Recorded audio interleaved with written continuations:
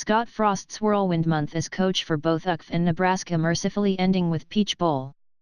Scott Frost's moonlighting will end Monday around 4 p.m. when the scoreboard clock strikes midnight in the Peach Bowl.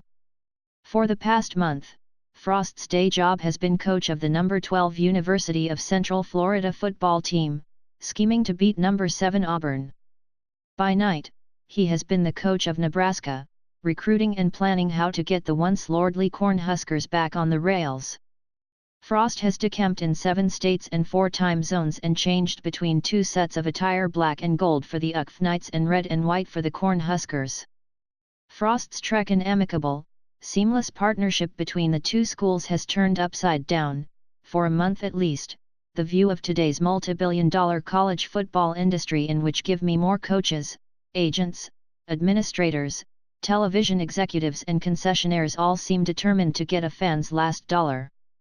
I'm very surprised, I'm not going to lie to you, because it's hard to manage 2 teams and keep your heart in 2 teams, UCF junior defensive back Tre Neal said when first asked whether he thought Frost could pull off splitting his time and attention.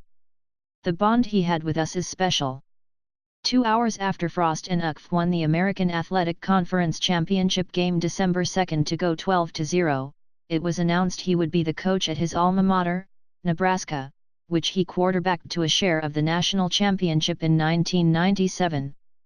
Frost, 42, recruited many of the players on the UCF roster, but he was their coach for just 2 seasons before a 7-year, $35 million deal lured him away. Soon, Frost was running back to get the Knights prepared for the Peach Bowl against Auburn, 10-3. It is the most important game in the history of the UCF program.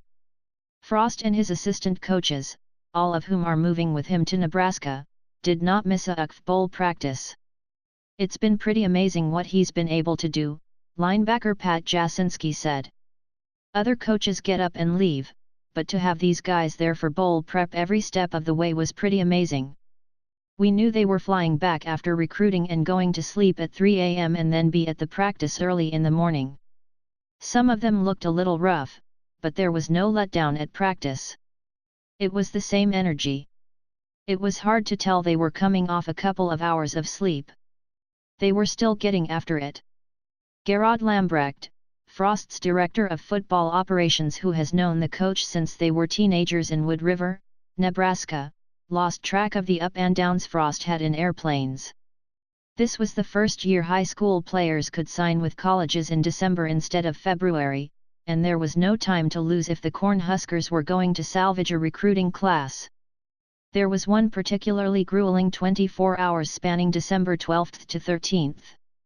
Frost worked out his team in Orlando, attended a bowl news conference, flew to Nebraska for a recruiting visit, then flew to Fresno, California, for another recruiting visit, and flew back across the country to Orlando, arriving in the wee hours of the morning so he could be back for UCF practice that day.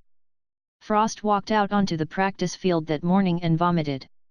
Somewhere in the 5,280 miles he covered, the coach had come down with a stomach bug. When practice was over, the staff met, then Frost got back on the plane and flew to Lincoln for a recruiting event. He was back in Orlando the next morning and at practice. There's not a staff in the country, if they are getting ready for a bowl, would have their entire staff there, Frost told reporters in Orlando. I guarantee Tennessee's new coach hasn't been at Alabama's practices, Josh Heupel hasn't been at Missouri's practices, Willie Taggart wasn't at Oregon's. Frost's comments are especially illuminating because Heupel is replacing Frost at UCF. The offensive coordinator at Missouri, Heupel was criticized by defensive end Marcel Frazier for leaving a month before its bowl game, which the Tigers lost to Texas, 33-16.